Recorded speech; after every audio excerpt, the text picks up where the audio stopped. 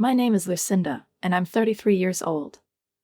It's an age when a lot is already behind you, but it still feels like your whole life is ahead of you.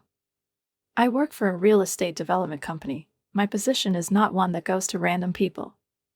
It's been a long road, full of sleepless nights, hard work, compromises with myself, and a lot of sacrifice. But now I'm in a place that gives me a sense of power, respect, and, frankly, well-deserved pride. I've been working towards this for many years, defending my opinion in negotiations with men in expensive suits, developing projects that no one believed in except me, and suffering defeats that made it seem like my heart stopped beating. But I persevered. And yes, I'm proud of myself. Especially last year, when I finally bought my first house of my own, not an apartment, not a duplex, not a share in someone else's property, but a real, completely my house. When I first entered it with the keys in my hand, my heart was pounding so loudly that I was afraid the neighbors would hear. I stood in the doorway, slowly looking around, inhaling the smell of fresh paint and a new beginning, and it seemed to me that I had fallen into my own dream. The house I chose for myself is not just a brick and glass box, it is my personal island, my fortress. 3 bedrooms, yes, 3, because space gives freedom. 2 bathrooms, because I'm used to comfort. A huge kitchen with granite countertops, where I can finally cook without looking back at the lack of space or poor light. And the living room. The living room, with huge floor-to-ceiling windows through which light pours like milk, flooding the room with a soft morning glow. I spent months, literally months, choosing every detail. It was almost painful to compare paint samples, furniture upholstery, door handle shapes, but I didn't complain. I knew I wanted everything to be perfect. I wanted every little thing to talk about me.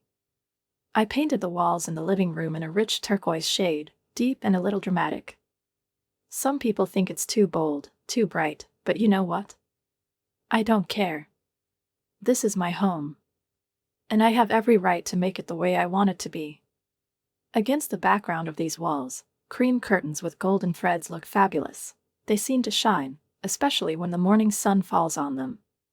My charcoal-colored sofa is austere, but incredibly cozy, as if it was specially created for these walls. And this coffee table, which I found in a local workshop, is made of recycled wood, with scratches and traces of time. It seems to tell its own story and perfectly complements mine. My parents are simple, honest people. Dad has been working at the post office for 20 years. Every day is the same routine, the same faces, the same uniform. Mom is mostly at home. Sometimes she moonlights as an accountant for a local small business. She always had a knack for numbers. They don't complain, but they don't go with the flow either. They just live as they can. Their house is the same too, bedroom house where I grew up, with peeling paint on the window sills and a carpet that my mother never wanted to change because it's still nice. And there's Jake, my little brother. He's 29, and he works in the marketing department at some medium-sized company. Jake has always been the youngest, and to be honest, Mom and Dad still treat him like that, as if he were 15 and had just come home from school. He's been dating a girl named Cassandra lately. They say we met at work, the same department, but different teams. Well, fate is funny sometimes. I tried to be polite, I really tried, but I never liked Cassandra. Too perfect. The kind of woman who has everything in place, hair like from a shampoo commercial, a face with flawless makeup even at morning meetings, designer clothes, and not because it's necessary, but because she doesn't wear anything else. And at the same time, I'm cold and condescending, as if everything I do isn't real. And yes, her attitude towards me is annoying.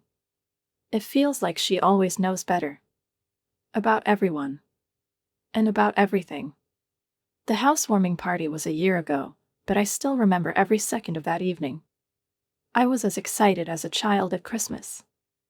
I wanted my loved ones to see what I had achieved. I wanted them to feel my pride.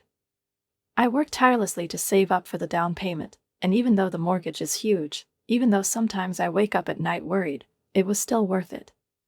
The house seemed gigantic. "He's so big, Lucinda," Mom said, walking through the rooms with a slight smile on her face, but there was something else in her voice. "He's really good," Dad nodded, but don't you think he's too big for one person? His gaze was soft but insistent. This is a family home, dear. You have so many empty bedrooms. I shrugged, trying to look calm. I like having space. I sometimes work from home, using one room as an office. And a guest room, in case someone stays. But I saw their faces. It wasn't exactly a condemnation. And not envy. Something in between, as if they didn't fully understand how I, alone, could have so much, when in their eyes I'm still just their girl. Cassandra was there too, of course.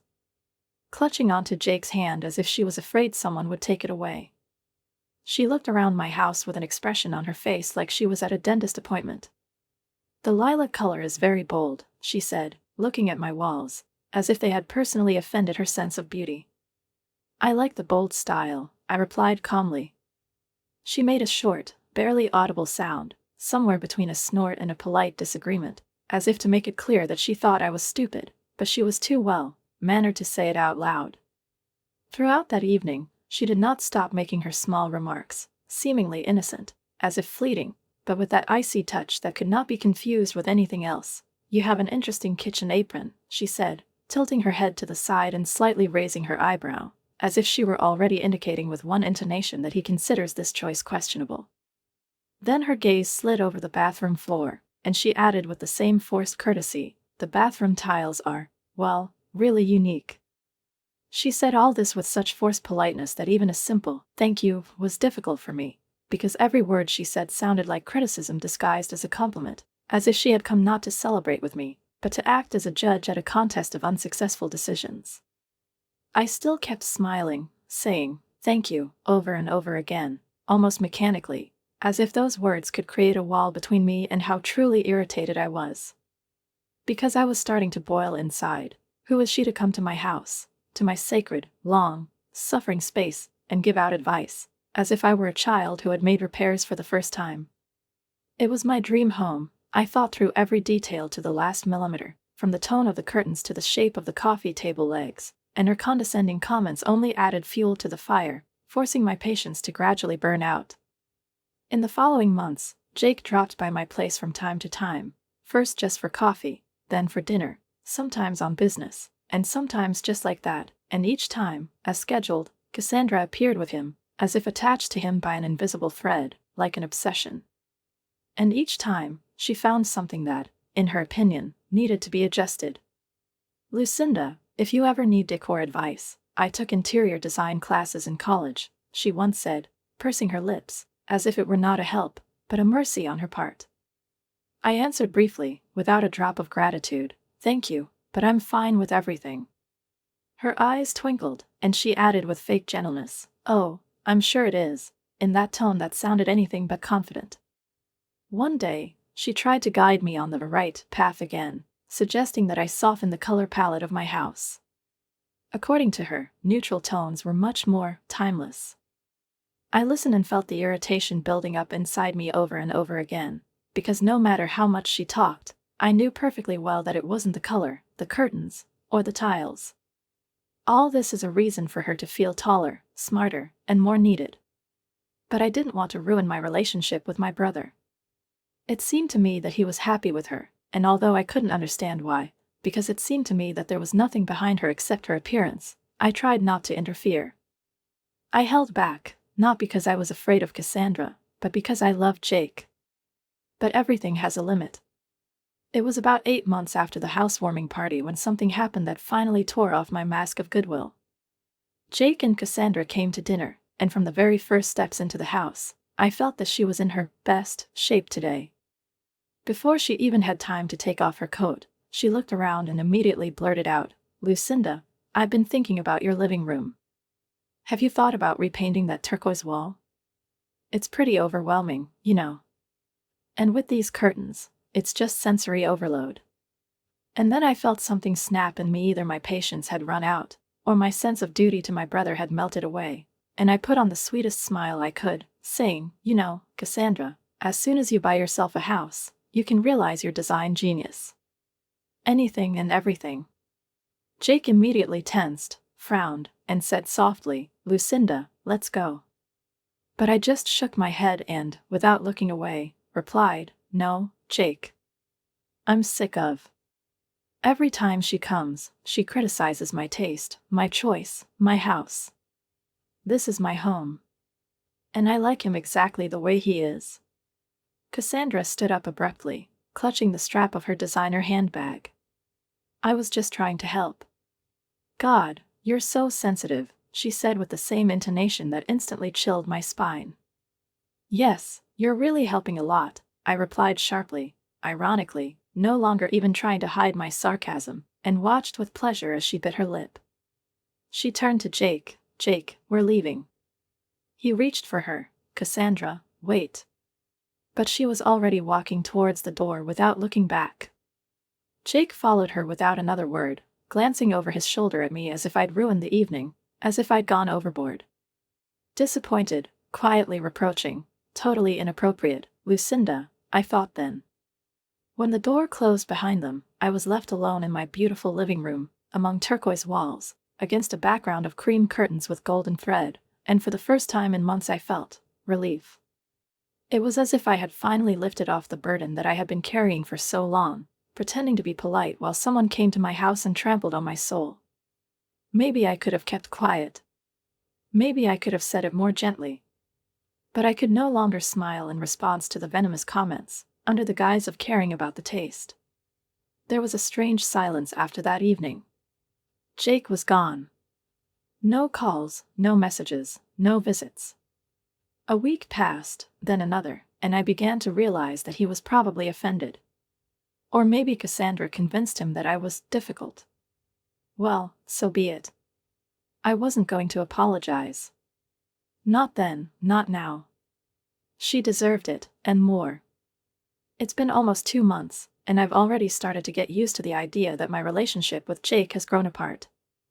And then one evening, when I was about to cover myself with a blanket and turn on an old movie, my phone rang. I was sitting in my home office, surrounded by papers, contracts, and a laptop with an open proposal for the development of one site in the city center, and, as usual at such moments, I was trying to focus on numbers, plans, and the prospect of profit, when suddenly a name that I hadn't seen in weeks appeared on my phone screen. His finger hovered over the accept button for a moment. My stomach clenched, as if instinct told me that this call would not be an ordinary one. We hadn't spoken since the night everything exploded, when for the first time in a long time I allowed myself to say out loud what had been accumulating for so many months, and now his call seemed almost absurd. But I pressed it anyway. Hi, Lucinda, he said, and his voice didn't sound the same as before. It was slightly strained. There was that awkwardness in it when a person knows they're breaking the silence, behind which there are emotions that haven't had time to cool down yet. Hello, Jake. I asked, trying to sound casual, but inside I felt my shoulders tighten. I'm doing great.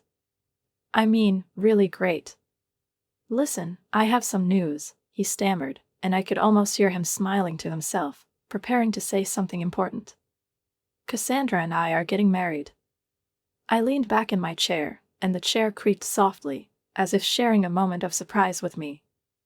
I can't say I was shocked, but rather stunned by how calmly and confidently he said it, as if everything that had happened between us had already been erased or didn't matter. Wow. Congratulations, I replied, trying to keep my voice level. Thanks.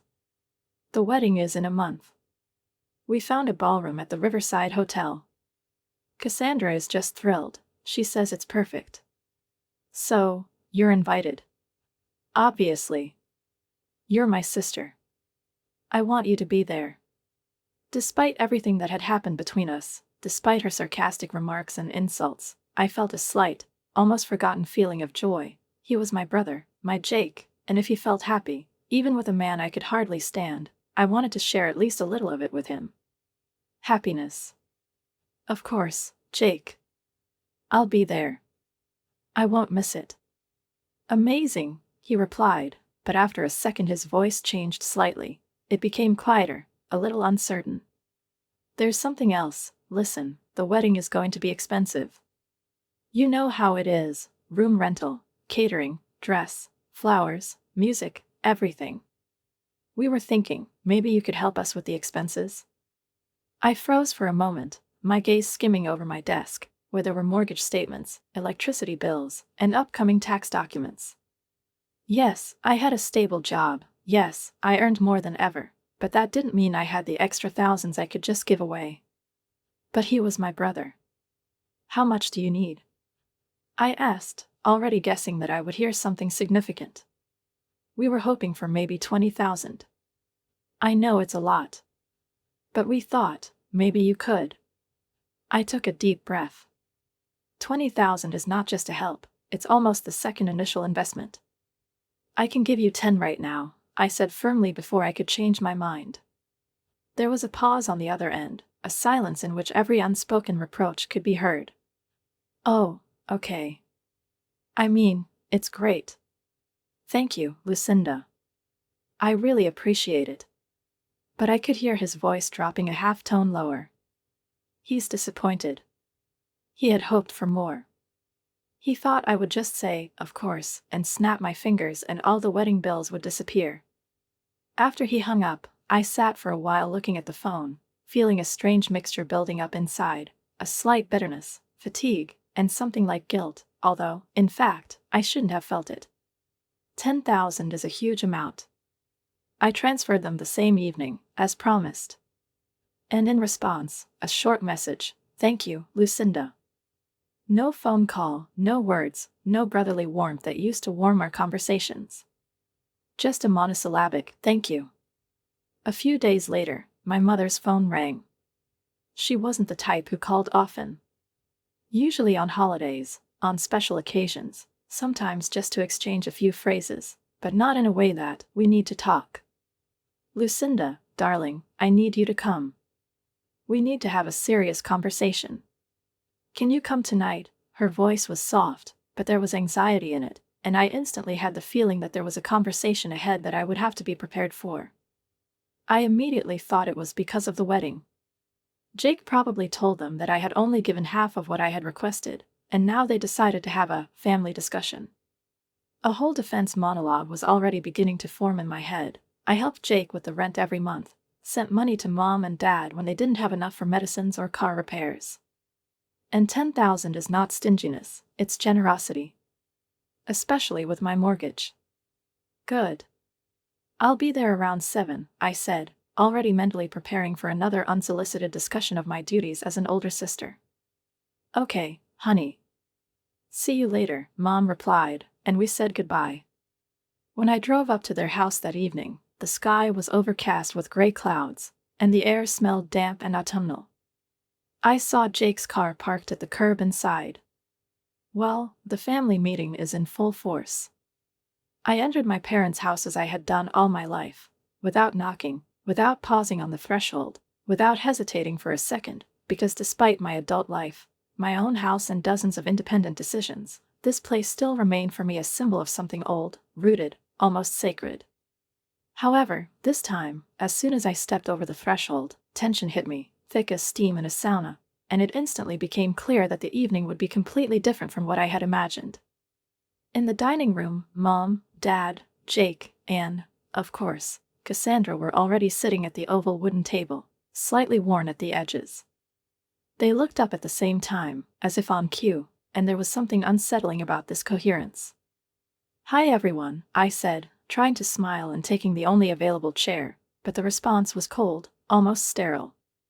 Mom nodded, as if I wasn't her daughter, but just an acquaintance. Dad made a barely noticeable movement with his hand, as if he wasn't sure if he should greet me at all. Jake curled something like a smile, but it didn't affect a single muscle of his eyes, and only Cassandra looked directly at me, with that strange his expression was indecipherable, either expectation, or contempt, or something third and more dangerous. "So what did you want to talk about?" I asked, breaking the silence that seemed like it could last forever. Mom cleared her throat as if she was about to give a speech. "Well, Jake and Cassandra are getting married next month." "I know. Jake already told me." "Congratulations to you two again," I said, looking at them both and trying to save face. "Thank you," Cassandra muttered with a stony face, without taking her eyes off my sweatshirt, as if even my clothes could cause her aesthetic allergies. The thing is, Mom continued in the same fragile voice that usually preceded requests to borrow money or take them to the clinic. After the wedding, they will need somewhere to live. I looked at Jake, raising an eyebrow slightly. You're already living together, aren't you? In that apartment in the city center? I asked, genuinely not understanding what this conversation was leading to. Yes, but it's just a rental, Jake replied, lowering his voice as if ashamed. And she's not very good. Small. The area is a so-so. I shrugged my shoulders. A lot of people live in rented apartments, Jake. It is okay. It's not a shame. Cassandra, who had been sitting with her back straight all this time, as if she was afraid to touch the upholstery of the chair, finally leaned forward, like an actress in the climactic scene of a play. I'm not going to live in rented apartments after the wedding, she said in a perfectly modulated voice. I want a real home. In a good neighborhood. Where it's safe. Where it's prestigious. I slowly looked around at them all, inhaling this increasingly poisonous air and trying to figure out where it was all leading to. Good. Start looking for a house. By the way, the market is quite suitable for buyers now, I said, already feeling a tight spring starting to spin somewhere inside. Here's the thing, Mom said, and my heart sank, because her intonation meant that the conversation was about to cross the line. They can't afford to buy a house right now. Especially a good one. That's why they're still filming. That's what most people do, I said, but then Dad, who had been silent all this time, suddenly intervened, and his voice sounded especially harsh precisely because he rarely spoke on such topics, or the family helps the family. I felt a chill run down my spine, subtle but distinct. I asked, looking first at Dad, then at Mom.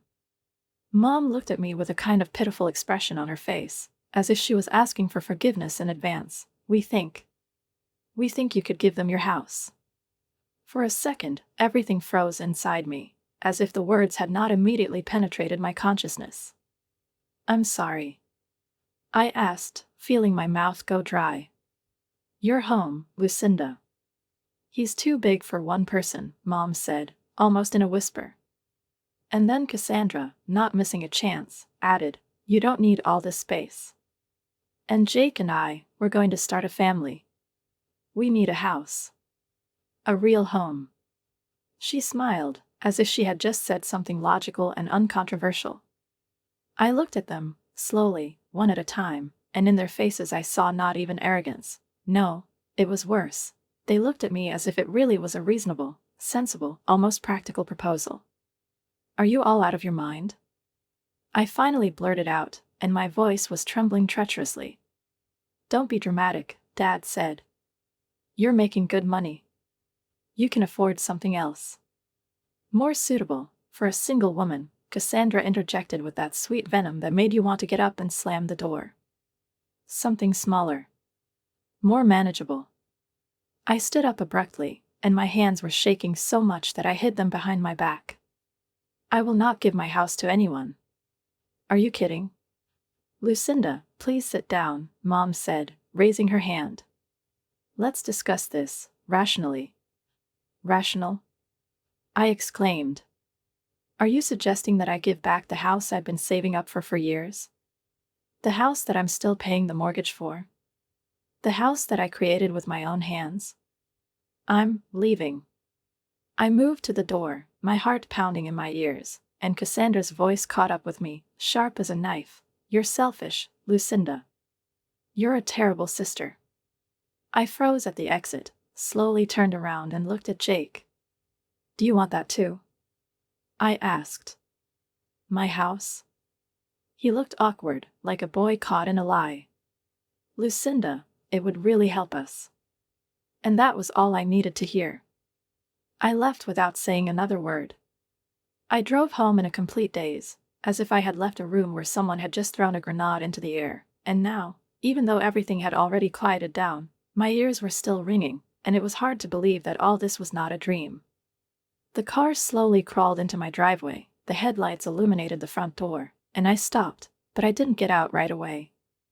I sat gripping the steering wheel tightly, looking at the facade of my house, at its smooth lines, turquoise walls, and the curtains in the windows that I had chosen for so long, smooth, flowing, the color of melted milk interspersed with golden threads. This house was not just a building, it was my personal achievement, a reflection of my taste, my will, my independence, my sleepless nights and early mornings with reports in my hands. And now, they wanted me to just give it back. As if he was something temporary. It's like I'm temporary. I sat in the car for 10 minutes, unable to move, just breathing in the cold air from the ventilation and tried to figure out how anyone close to me could think that this was a reasonable request. The next morning, the phone started vibrating with such urgency that at first I thought someone had died. Messages poured in one after another, from Mom, from Dad, from Jake. They all said the same thing, in slightly different words. Think about it, be reasonable, don't be stubborn. But every day their tone changed. At first there were gentle reminders, then light reproaches, then openly irritated and even accusing messages. My mother, usually so calm and measured, wrote long, sighing messages full of how disappointed she was, how painful it was for her to see that I was moving away from my family. Dad, in his strict style, sent paragraphs full of maxims about family loyalty, that a real family helps without regard. And Jake, as if he had written down a line for someone, wrote the same thing over and over again, please think about it. But I didn't answer. None of them. Not on the first day, not on the third, not even when the messages came several times an hour. I just kept quiet, letting them knock on the closed door. And after about a week, everything went quiet. I think they finally got the hint. The wedding, despite all this, was not cancelled. And no matter what, I wasn't going to ignore her. Jake was still my brother. We grew up in the same room, shared food, quarrels, secrets, and no matter who Cassandra was, she had no right to deprive me of that. On the morning of the ceremony, I took out my best dress from the closet, a dark blue, flowing, scented one that I bought especially for this day. I twisted my hair, carefully applied makeup to look as if my life was in perfect order, and called a taxi, not wanting to drive there, as if I physically felt that after this ceremony I would want to escape.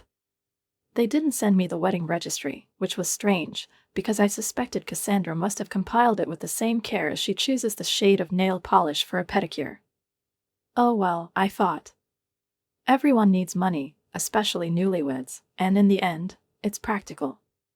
I transferred Jake $1,000 marked wedding gift from Lucinda. And even if it was on top of the $10,000 I had already invested in their celebration, it seemed to me a worthy gesture. If not out of love, then at least out of respect.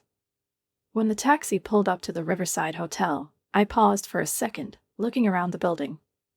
It was luxurious, the way receptions are held, which are written about in wedding magazines, massive glass doors, a receptionist with snow, white gloves, a hall shimmering with chandeliers. I knew that for such rent they pay at least $500 just for the entrance threshold. Inside, everything was decorated in white and gold, flowers in abundance, candles in exquisite candlesticks, and every detail, from the seating cards to the ribbons on the chairs, looked like it was from the back of a glossy publication. I found the seating chart and started looking for my name. Table 12. I slowly counted from the stage, 1, 2, 3, and realized that my table was somewhere in the area where the kitchen already smelled and the creak of the front door could be heard. He was far from the main one, the one where the bride and groom, witnesses, parents, and special guests were sitting. I sighed heavily and headed for my seat. As I sat down on a chair, someone touched my shoulder. I turned around and saw a familiar face. Lucinda. It's good to see you, David Shin said, smiling so sincerely that for a moment I forgot where I was. David was the director of the marketing company where Jake and Cassandra worked.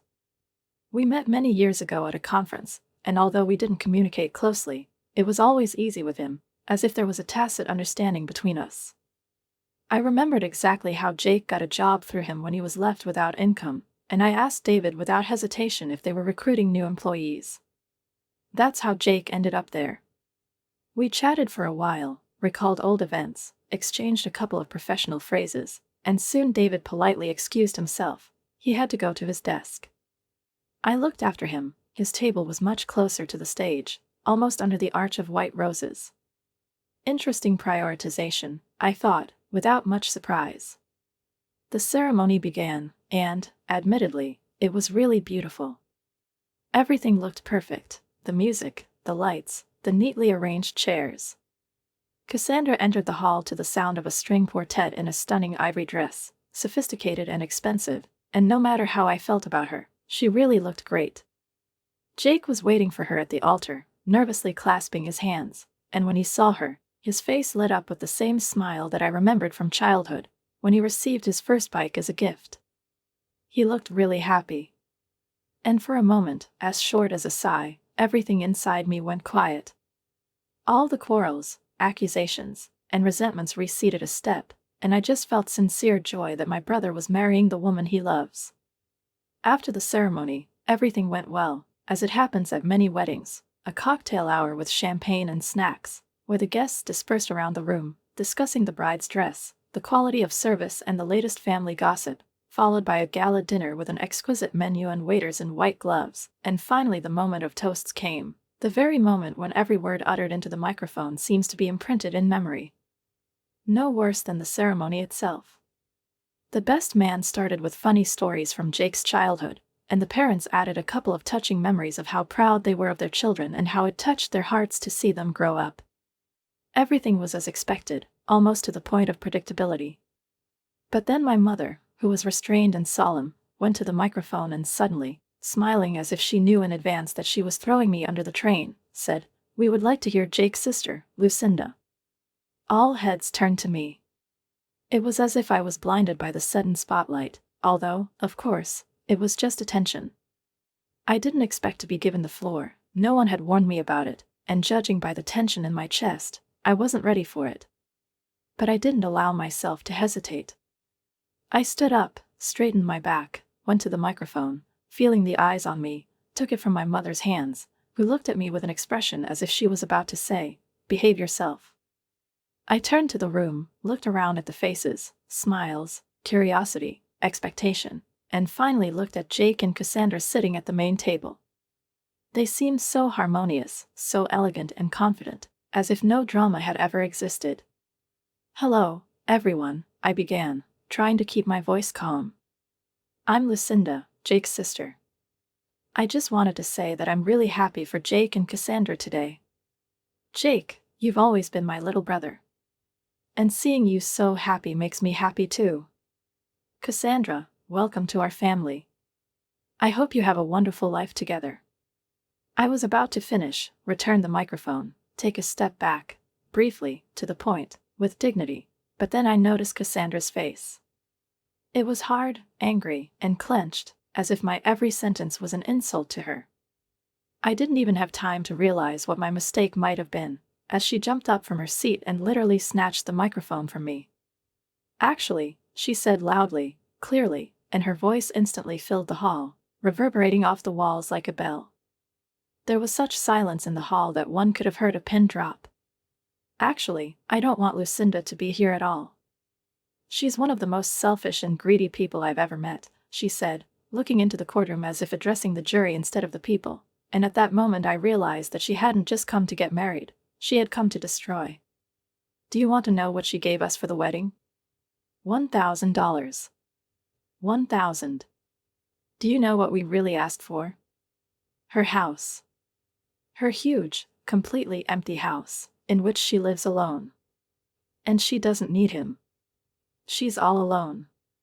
A hum began to roll through the hall, whispers, hands pressed to their mouths, glances in my direction. My cheeks were flushed, and I could feel the heat rising inside, not from shame, but from indignation. I took a step forward and held out my hand to the microphone. "Cassandra, please. Let's not discuss this here." But she abruptly pushed my hand away. "No. Everyone should know what kind of person you really are." I tried to pick up the microphone again, this time with more determination, but she pushed me, this time with fury. "Cassandra, please stop." I almost screamed. And then, without hesitating for a second, she swung and hit me in the face. Straight. In front of 200 guests. The noise instantly died down. Even the music seemed to have stopped. I stood there, stunned, burning from the blow, confused and humiliated, looking at those who should have been my support. Mom and Dad didn't move. They didn't jump up, didn't come between us, didn't say a word in my defense. Their eyes were disappointed. It's like I've embarrassed them. Jake didn't look up from his plate. He didn't look at me. He didn't even say, "That's enough." And Cassandra's parents, sitting nearby, nodded as if this was the natural outcome of everything. I was waiting for someone to get up, for someone to say, "This is unacceptable." But no one said. Nobody. Mom got up, came over to me, and bent down so that only I could hear her words. "Don't make a scene. Just go away. Quietly. You've already ruined their special day." I didn't answer. I wouldn't have enough words. I returned to my table, silently picked up my purse, trying not to look at anyone, and went to the exit. My face burned, and not only from the slap in the face, but from betrayal, from loneliness, from the feeling that you had been cut out of your own life. People watched me go. Some with pity. Some are curious. Some are condemnatory. But no one stood up. I called a taxi outside, stood on the sidewalk, and suddenly David was there. He looked worried. "Lucinda, are you okay?" he asked softly. I nodded, but my voice wouldn't come out. "I'll take you.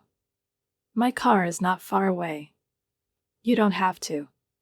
"Come back to the appointment," I muttered, but he shook his head. "No way. I've already seen enough." He opened the car door for me. "Let's go." On the way home, for the first time in a long time, I couldn't help myself. Tears were streaming down her cheeks, and her voice was breaking. "I've helped Jake so many times, David. I got him a job with you. I help with the rent every month. I give money to my parents. And they did this to me." He led in silence, and it wasn't until I finally quieted down that he said, "I know, Lucinda. I saw. I know how much you've done for them. What happened today is wrong. Totally wrong." When we arrived at my house, it looked especially calm, as if it knew nothing about the storm I had just experienced, as if everything that was outside the walls did not touch its turquoise walls and cream curtains, gently swaying in the evening air. I thanked David for giving me a ride, for being there for me, for not looking away when it was especially important for me to feel that I was not alone.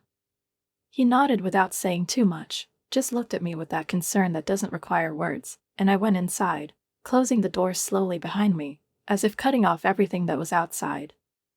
I stood under a hot shower for a long time, letting the jets of water run down my shoulders, washing away makeup, tension, memories, and especially the pain from the slap, which still burned not only on my skin, but also deep inside.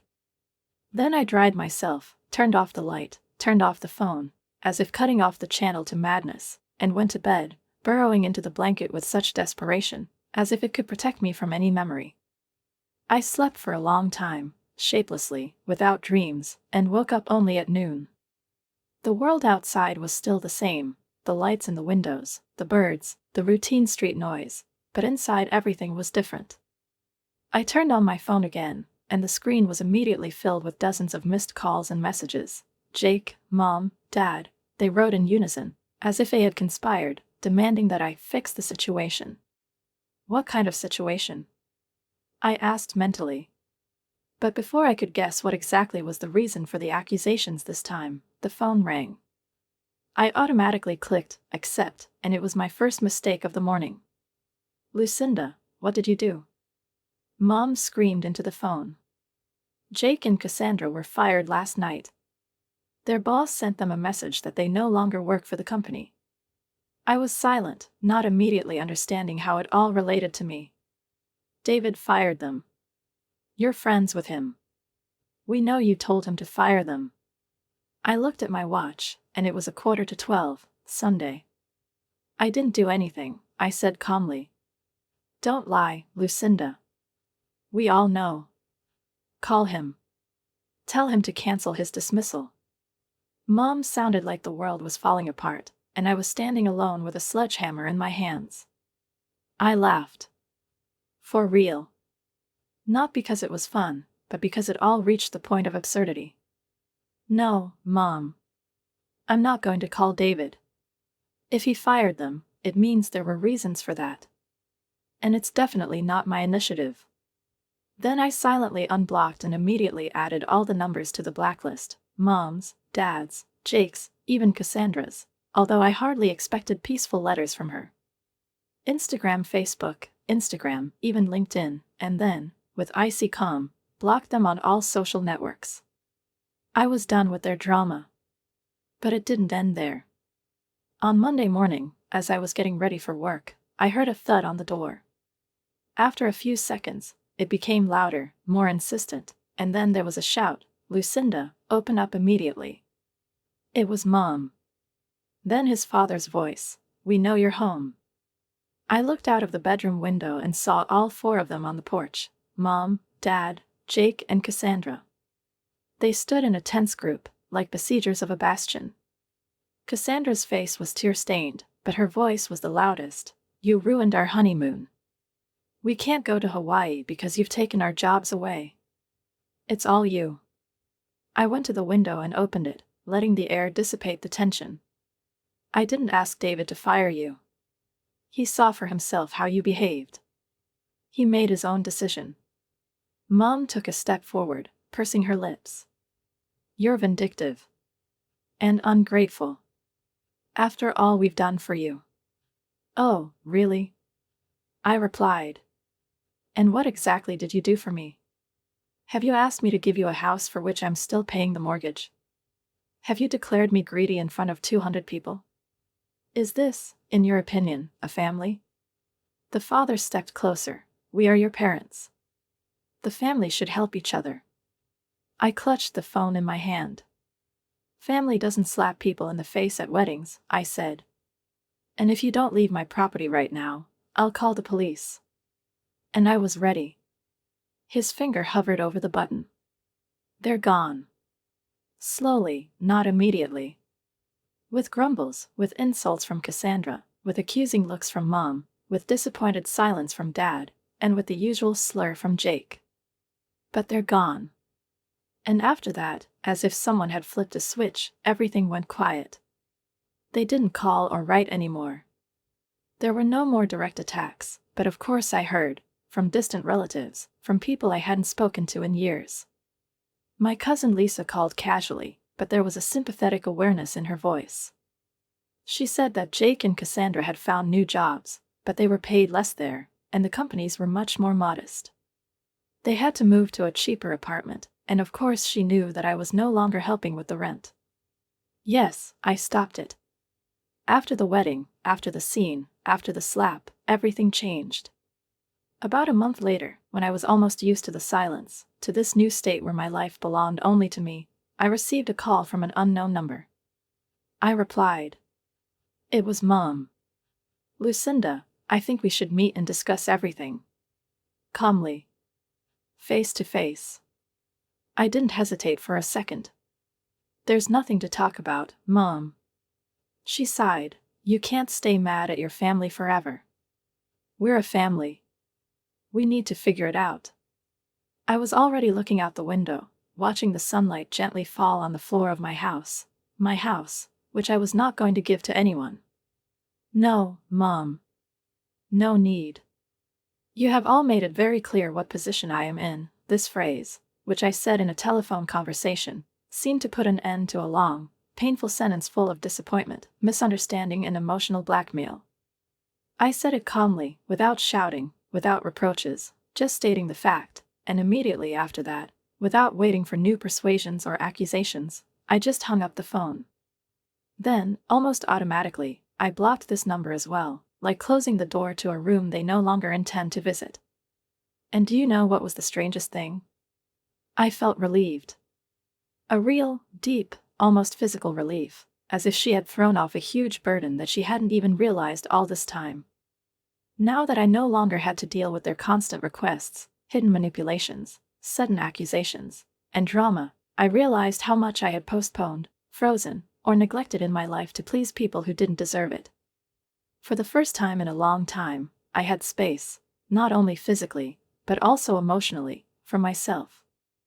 I got a promotion at work. The project I had been working on for almost a year was finally approved, and the management noted my initiative and ability to lead the team. I redesigned my guest bedroom, making it into a cozy studio for reading and relaxing, with an upholstered armchair, bookshelves, and ceramic figurines that I started creating myself. Yes, I signed up for a pottery course. Every Sunday, I was happy to leave the house with a towel and an apron, plunging into the meditative process of creating something warm, rounded and alive from an ordinary piece of clay. And David was there all the time. He called me a few days after the wedding, just to see how I was. We talked for several hours then, easily, frankly, as if there were neither all those years when we were just acquaintances, nor the boundaries that usually separate personal and professional. It was during that conversation that he told me why he made the decision to fire Jake and Cassandra. When I saw how they treated you at their own wedding, he said, I realized that I can't leave people in my team for whom public humiliation of a family member is acceptable behavior. This speaks not only about their personal qualities, but also about how they will treat clients, colleagues, and the company as a whole. And Cassandra's behavior was, well, you saw it for yourself. I just can't allow someone with that kind of character to represent my company. From that moment on, we started spending more time together. First, coffee on weekends, then dinners, walks, and gradually it turned into something more. 3 months after the wedding, we were officially a couple. David didn't demand that I forget, forgive, or push me to reconcile with my family. On the contrary, he understood how deep it was and respected my decision to keep my distance. You deserve so much more than the way they treated you, he said one evening as we sat on my couch in the turquoise-walled living room, where everything was exactly as I wanted it to be. You're generous, loving, smart. And they just took advantage of it. But I'm here, and I won't let you feel lonely. It's been 6 months since that wedding, and according to the latest news from Lisa, Jake and Cassandra have found new jobs. They're doing well, even though they earn less, and they had to give up their honeymoon and a trip to Hawaii. And, part of me regrets it, not because of them, but because I once sincerely wished my brother happiness. But mostly I just don't think about it anymore. This is not my story anymore. I still live in my house, in this bright, spacious, cozy space, where no one condemns my color solutions, whispers about too bold curtains, or hints that I should give up something. This house has become a place where I feel safe again. My relationship with David is developing really harmoniously. We started talking about the future, about the possibility of moving in together one day, maybe buying a new house, not because mine is too big, but because we want to create something together. But, most importantly, there is no pressure between us. There are no expectations, no manipulations. Just two adults who respect and appreciate each other, and make decisions together. And it's priceless. I don't miss the family drama. I don't miss the guilt that was mixed into every Sunday message from my mom. I don't miss the endless requests for help, nor Cassandra's sharp gaze, nor her mocking comments about my taste. Sometimes I wonder if I'll ever be able to make peace with Jake, with my parents. Maybe. But only if they admit they were wrong. Only if they really apologize. I don't hold it against them. But I don't expect a miracle. And, to be honest, it suits me completely. During these months, I realized one thing that I had only heard about before, but never really felt. Family is not always those with whom you share blood. Family is those who respect you. Who supports you without demanding anything in return. Who speaks to you with kindness, even in difficult moments. David does it all. So are my friends. The people who asked for my house humiliated me and questioned my worth. Even if we share a common DNA, they don't deserve a place in my life. Now I'm happy. For real. My house is still perfect. My work is interesting and satisfying. And next to me is a man who loves and appreciates me exactly the way I am. And for the first time in a long time, I feel like I belong here.